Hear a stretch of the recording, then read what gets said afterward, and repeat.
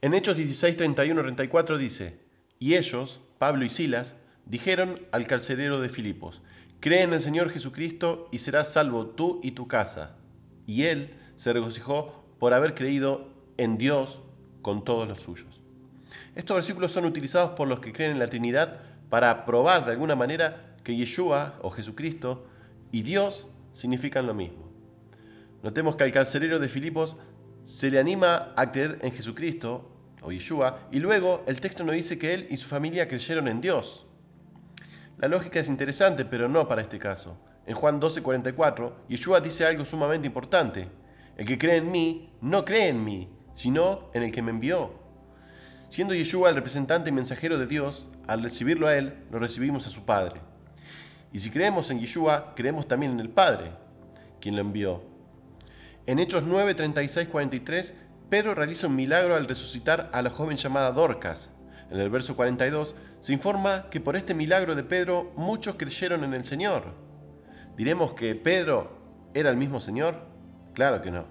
Lucas 8:39 dice, vuélvete a tu casa y cuenta cuán grandes cosas ha hecho Dios contigo.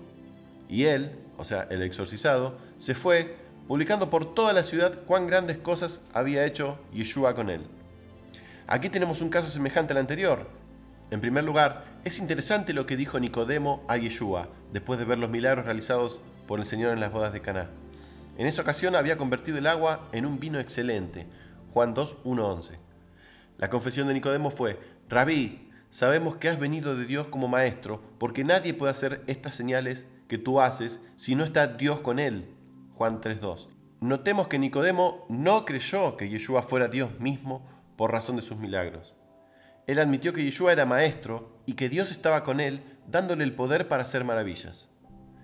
En segundo lugar, en Juan 5:19, Yeshua admitió que no podía hacer nada por sí mismo, sino lo que veía hacer al Padre.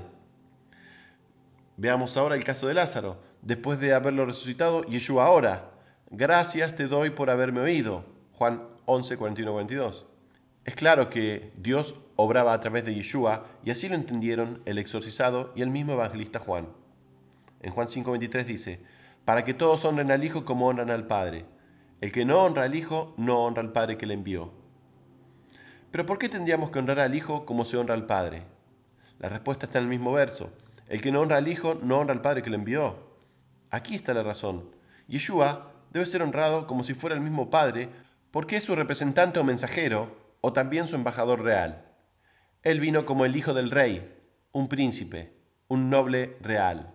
Él es el heredero al trono del reino de Dios. De modo que los honores que se le rinden a él deben ser los mismos como se le rendirían a su padre, el rey.